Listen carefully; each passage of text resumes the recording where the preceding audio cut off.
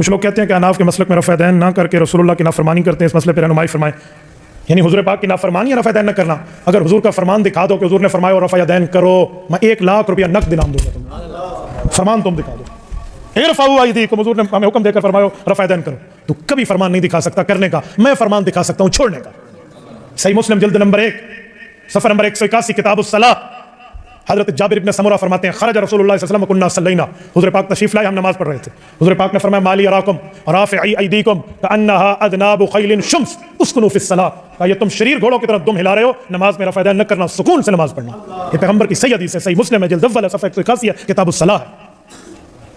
کہتے ہیں اس حدیث پاک کی اگلی حدیث ہے کہ وہ سلام مراد ہے. تو میں نے کہا اگلی حدیث کا مسئلہ اور ہے، یہ حدیث میں سلام کا لفظ نہیں ہے. مولا علی قاری رحمہ اللہ فرماتے ہیں رواہ مسلم ویفید النسخ. مولا علی قاری کے ساتھ اس کے حاشیہ دیکھ لیں، فرمایا یہ امام مسلم کی روایت ہے اور اس سے رکوع کا رفع الیدین منسوخ ہونا ثابت ہوتا ہے. تو پیغمبر علیہ الصلوۃ کا فرمان میں نے پیش کر دیا. اچھا ایک بندے نے تمہیں یہاں تک کہا کہ مولانا اس حدیث میں گھوڑوں کے دم کی طرح نہ ہلاؤ، تو گھوڑا دم جو ہے وہ دائیں بائیں ہلاتا ہے، اوپر نیچے نہیں ہلاتا. تو رفع دین تو اوپر نیچے ہوتا ہے، تو پھر یہ گھوڑے کا دم کیسے ہے؟ میں نے کہا سادے بندے، سرور کائنات اس دھرتی کے سب سے عقل مند فرد ہے. حضور پاک نے گھوڑا نہیں فرمایا، شریر گھوڑا فرمایا. خیل شمس خیل نہیں ہے، شریر گھوڑا ہمیشہ دم اونچی اٹھاتا ہے. بخاری نے کہا کہ جو یہ حدیث رفع الیدین پہ لگا رہے ہیں انہیں ڈر جانا چاہیے کہ اللہ کا عذاب نہ ان پر آ جائے. اور سورہ النور کی انہوں نے آیت نقل کر دی کہ جو رسول اللہ کی مخالفت کرتے ہیں وہ ڈرتے نہیں کہ اللہ کا عذاب آ جائے ان پر. امام بخاری نے کہا کہ انفیو اللہ سے ڈر جاؤ، تم پر اللہ کا عذاب نہ آ جائے کہ تم گھوڑوں کی دموں والی حدیث لگا رہے ہو. ابھی امام بخاری کو تو یہ پتہ ہی نہیں تھا کہ انہوں نے بعد میں وہ بت رکھنے والی بھی لگانی ہے. اس پہ تو امام بخاری نے کوئی اس سے بھی سخت آیت ڈھونڈ کے تو ان کے اوپر لگانی تھی. اب حنفیوں کے گلے کا یہ کانٹا بنی ہوئی ہے، وہ کہتے ہیں نہیں جی وہ جز رفع الیدین تو امام بخاری سے ثابت ہی نہیں ہے.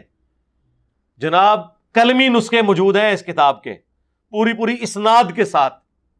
تو وہ مکتبہ ظاہریہ کی باقاعدہ کلمی نسخے والی جز رفع الیدین ہے، جس پہ شیخ زبیر صاحب نے تحکیم لگا کے مکتبہ اسلامیہ سے پرنٹ کی ہے، جو ہماری ویب سائٹ ahlsunnatpak.com پہ اس کا PDF رکھا ہوا ہے. تو وہ ثابت ہے، شروع میں انہوں نے پوری بحث کی ہوئی ہے اس کے اوپر.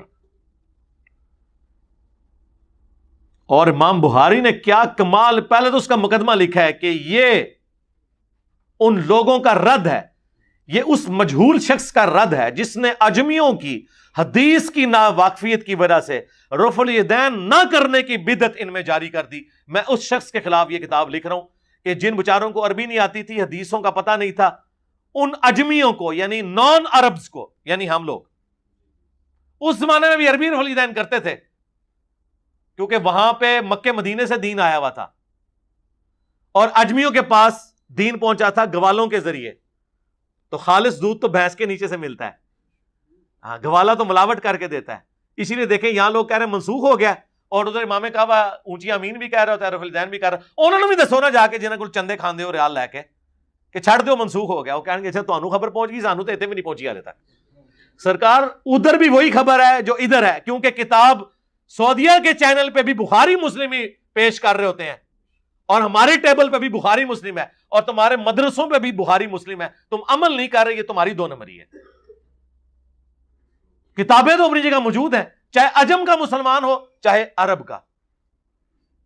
تو وہ شیخ زبیر صاحب کی پوری تحکیم کے ساتھ وہ موجود ہے. اس کے سٹارٹ میں آپ دیکھیں کتنے سخت الفاظ ہیں امام بخاری کے، یہ اس مجہول شخص کا رد ہے. اب وہ شخص کون ہے؟ بعض کہتے ہیں یہ امام حنیفہ کے اوپر انہوں نے اتنے سخت جملے بولے ہیں، بعض کہتے ہیں ابراہیم نخعی کے اوپر بولے ہیں. چونکہ امام بخاری نے کسی کا نام مینشن نہیں کیا، لہٰذا اس سے مراد ہر وہ حنفی ہے جو قرآن و سنت کے مقابلے پہ اپنی تعلیمات کے اپنے بابوں کو لے کے چل رہا ہے، اہم نام لیے بغیر. اور امام بخاری نے 100 سے زیادہ احادیث اور آثار رفع الیدین کے حق میں لیے ہیں، اور پہلی حدیث مولا علی سے لی ہے، تاکہ اگر کوئی کہنا جی ابو بکر سے ثابت کریں رفع الیدین، جی عمر سے ثابت کریں، عثمان سے، علی سے، انہوں نے کہا چھڑ دو، رکو ذرا، صبر کرو، ہم علی سے ہی ثابت کر دیتے ہیں تاکہ پھر یہ سوال ہی نہ کرو کہ آخری وقت تک کرتے تھے یا نہیں کرتے تھے. ہاں خلفائے راشدین کرتے تھے یا نہیں کرتے تھے. اس شخص سے حدیث لے کے آئے کہ جو تینوں خلفاء کے ساتھ رہا اور رسول اللہ کے ساتھ رہا.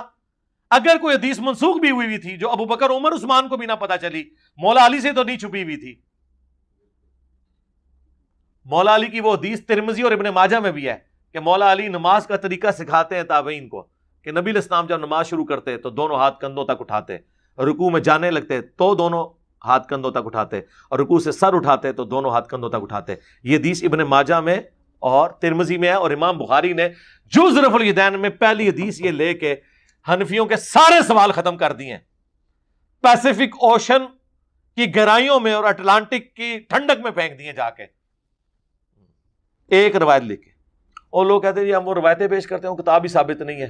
اور یار جو لوگ بخاری مسلم کی رفع الیدین کی حدیثیں نہیں مانے ہوئے ہیں، ان سے آپ نے جز رفع الیدین کی حدیثیں منوانی ہیں امام بخاری کی کتاب کی. اور جو قرآن کے عقیدوں کو نہیں مانے ہوئے، ان سے آپ نے امام بخاری کی کسی کتاب سے کوئی بات نقل کر کے ان سے منوانی ہے. لیکن پھر بھی ہمارے کلمہ کو بھائی ہیں، نمازیں ان کے پیچھے پڑھیں، چندے ان کو دیں، یہ آپ کو مسجد سے نکالیں تب بھی پیچھے پڑھیں، تاکہ آپ خاموش دعوت کریں سنت کی انشاءاللہ.